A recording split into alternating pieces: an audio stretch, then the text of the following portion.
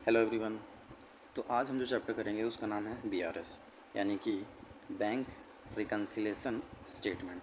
Bank का हम सभी को पता है कि एक ऐसी एंटिटी जो कि अमाउंट डिपॉजिट करती है और पब्लिक को लोन प्रोवाइड करती है। स्टेटमेंट बेसिकली एक ऐसा रिकॉर्ड जहाँ पर सभी बैंक से रिलेटेड हम सभी ट्रांजैक्शन को रिकॉर्ड करते हैं। और असली जो मीनिंग हमें समझना है यहाँ पे वो है आपका रिकन्सिलेशन का, कि रिकन्सिलेशन आखिर होता क्या है। तो रिकन्सिलेशन का नॉर्मल जो मीनिंग है वो है टैली, यानी कि इक्वल करना। किसको इक्वल करना? बैलेंसेस को। तो नेक्स्ट डाउट आता है कि बैलेंसेस किसके? तो वे बैलेंसेस आपके कैश बुक और पासबुक, यानी कि इन दोनों के बैलेंसेस को हमें टैली करना होता है, इक्वल करना होता है। और इन्हीं बैलेंसेस को इक्वल करने के लिए हमें बेसिकली रिकन्सिलेशन स्टेटमेंट मेंटेन करनी पड़ती है। यानी कि अगर आपका कैश बुक में 50,000 का बैलेंस दिखा रहा है तो पासबुक में भी ये 50,000 का बैलेंस ही होना चाहिए। अगर नहीं है तो फिर हम रिकन्सिलेशन यानी कि बीआरएस मेंटेन करेंगे। कैश बुक और पासबुक का एक रिलेशन है यहाँ पे, थोड़ा टेक्निकली वो समझ लेते हैं। तो कैश बुक की जो डेबिट साइड है वो प्लस होती है और पासबुक में क्रेडिट साइड प्लस होती है। और कैश बुक की जो क्रेडिट वाली साइड है वो माइनस होती है, तो पासबुक की डेबिट वाली साइड माइनस होती है।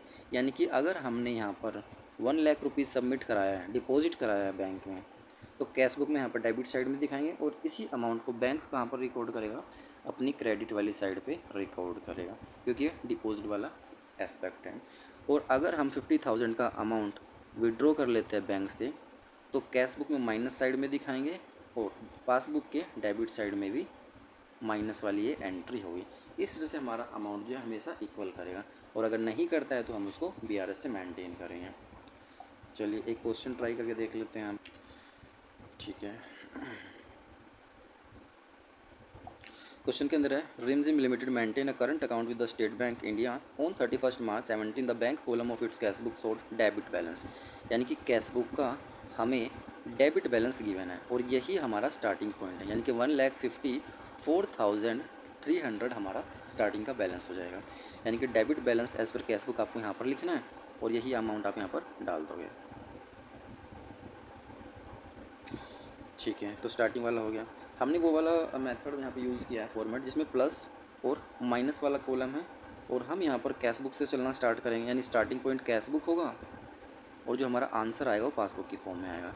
तो सिंपल सी ट्रिक, अगर आपने कैश बुक से स्टार्ट किया तो पासबुक आपका आंसर आ जाएगा, अगर आपने पासबुक से स्टार्ट किया तो यहाँ पर कैश बुक आ जाएगा।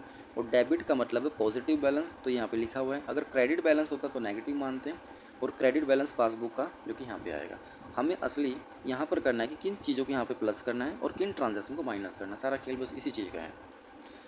चलिए, तो पहली ट्रांजैक्शन देखते हैं, cheque deposit but not yet credit by the bank. अब देखिए यहाँ पे मान लेते हैं ये कैश बुक है आपकी और ये है आपकी पासबुक। तो चेक जब डिपॉजिट किया होगा but not yet credit by the bank, सबसे पहले इसका हाफ उठा लो। यानी कि चेक डिपॉजिट किया है। चेक जब भी डिपॉजिट किया जाता है कस्टमर अपने यहाँ पर प्लस कर लेते हैं। तो 75450 इतना अमाउंट प्लस कर दिया। But not yet credit by the bank, लेकिन बैंक ने अभी भी क्रेडिट यानी कि प्लस नहीं किया। तो अब हम क्या करें, क्योंकि हमारे हाथ में क्या है, हमारे हैंड में है कैश बुक, तो हम इसी में प्लस या फिर माइनस कर सकते हैं। तो यही अमाउंट अगर हम 75450 को माइनस कर लेते हैं तो हमारा मैच कर जाएगा दोनों तरफ से, और ये हमें बेसिकली टैली करना होता है। सही और गलत एंट्री से यहाँ पर बेसिकली ज़्यादा फर्क नहीं पड़ता, हमें यहाँ पर रेक्टिफिकेशन नहीं करना, बस बैलेंस का मैच करना है, और यही हमारा क्या है, आंसर आ जाएगा। तो हमने 75050 को माइनस वाली साइड में लिख देना है, ये हमने लिख दिया यहाँ पर। सेकंड का उठाते हैं, check issued but not yet presented for payment. यहाँ पर देखो बस डिपॉजिट था तो हमने प्लस किया था, और यहाँ पर चेक इश्यू हमने पेमेंट की फॉर्म में किसी को देना है तो माइनस कर देंगे। तो इसको हटा देते हैं। ऐसी आपकी कैश बुक है, ये आपका पासबुक है, और जैसे ही चेक इश्यू किया होगा किसी भी कस्टमर ने 80,760 80,760 का, तो माइनस क्या होगा, बट नॉट येट प्रेजेंटेड, लेकिन वो चेक जो है अभी बैंक में पहुंचा ही नहीं, तो बैंक ने अभी माइनस किया ही नहीं सेम अमाउंट, यानी कि जीरो है, ना प्लस हुआ है ना माइनस है। तो अगर हम इसी अमाउंट को सेम प्लस कर देते हैं, यानी कि जो भी हमने किया उसका रिवर्स कर देते, हमने पहले माइनस किया उसका रिवर्स कर देंगे तो जीरो जीरो आंसर आ जाएगा, और यही आपका आंसर है। तो इसी तरीके से आपने क्या कर देना है, इस वाले अमाउंट को प्लस कर देना, वही हमने यहाँ पे प्लस किया हुआ है, ये रहा। इसके बाद